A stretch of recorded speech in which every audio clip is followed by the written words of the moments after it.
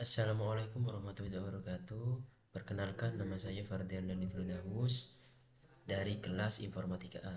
Di sini saya akan mempresentasikan atau mendemokan sebuah program CRUD, eh, kelanjutan dari tugas praktikum 2 yang sekarang dilanjutkan pada tugas praktikum 3 kali ini, yang dimana pada praktikum 3 kali ini terdapat 5 soal. Yang pertama yaitu buatlah edit mahasiswa yang menjadi auto select di opsi datanya, eh, di opsi data, terus dari data mahasiswa tugas praktikum sebelumnya. Nah, di sini saya akan menampilkan edit mahasiswa yang terdapat pada program ini. Codingannya seperti ini, yang dimana pertama terdapat seleksi kondisi if, yang dimana terdapat sebuah iset menggunakan $post. Di dalam edit sendiri terdapat beberapa kolom tabel yang dimana terdapat NIM mahasiswa, nama mahasiswa, tanggal lahir, dan juga jenis kelamin, ID jurusan. Nah, di dalam edit sendiri terdapat tombol simpan, yang dimana jika kita ingin mengedit sesuatu di dalam tabel, maka kita pastinya harus memasukkan beberapa kolom yang tersedia di dalam tabel ini. Jika sudah berhasil dimasukkan semuanya dari semua kolom yang ada, maka di dalam if seleksi kondisi lagi terdapat seleksi kondisi if, yang dimana jika sudah data yang sudah dimasukkan, program dari sistem sendiri akan menampilkan teks yaitu data berhasil diedit.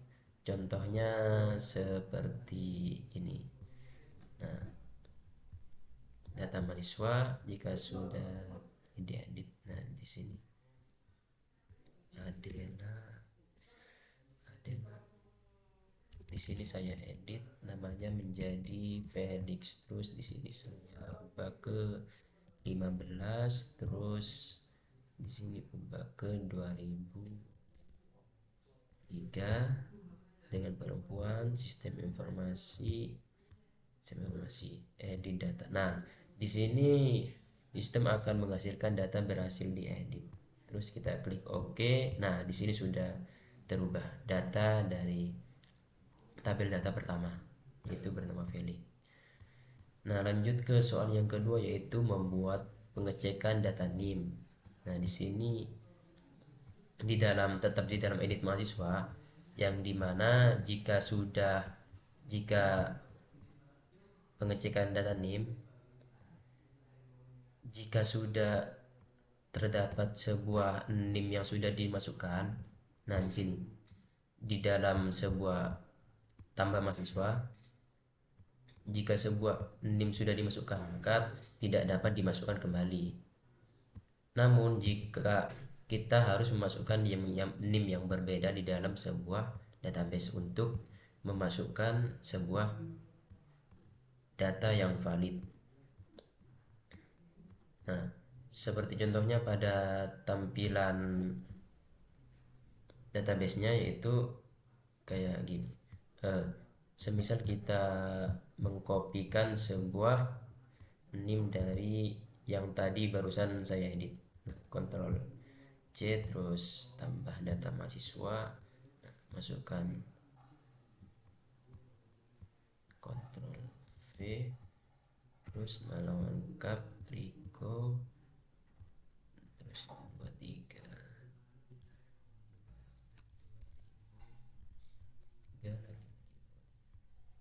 Nah, di sini sistem akan mengirimkan sebuah tag yang dimana jika sudah ada dalam NIM 22 ini, NIM yang tertera di sini, jika sudah ada dalam database maka kita harus memasukkan NIM yang berbeda kalau ingin memasukkan sebuah penambahan data mahasiswa.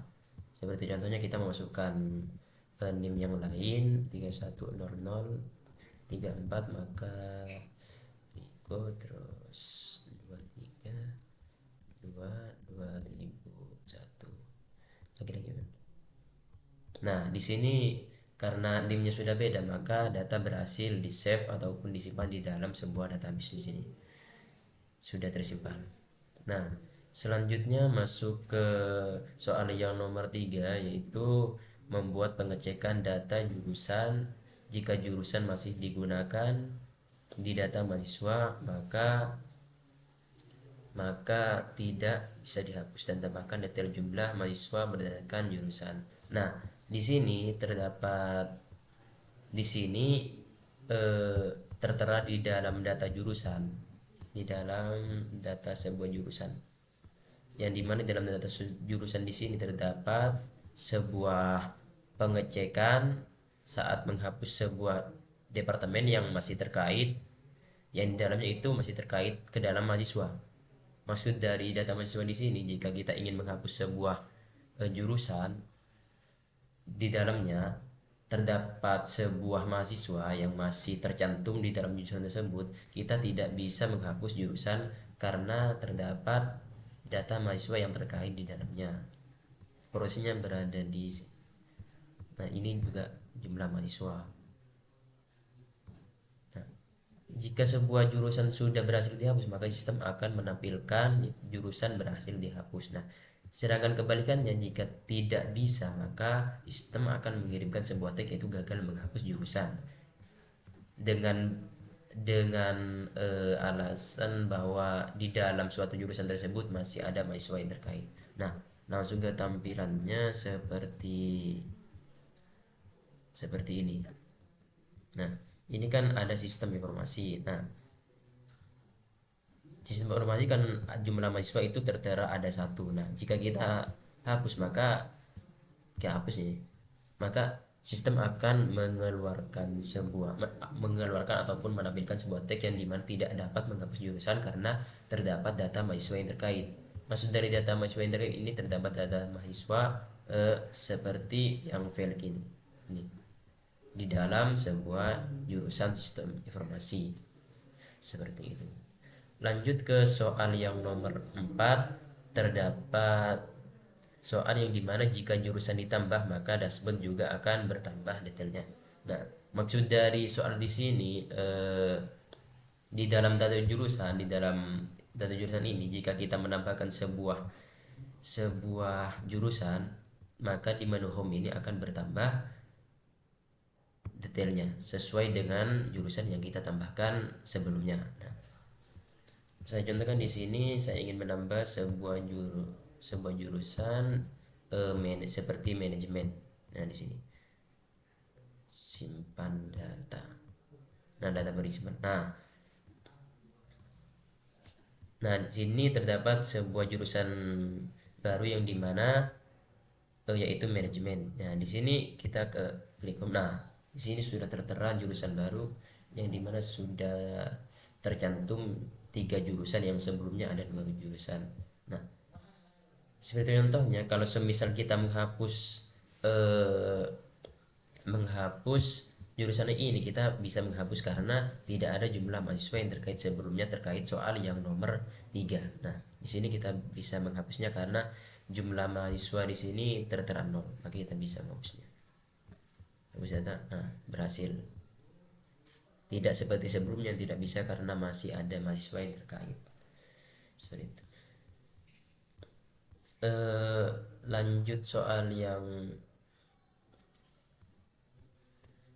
Lanjut ke codingan seperti ini.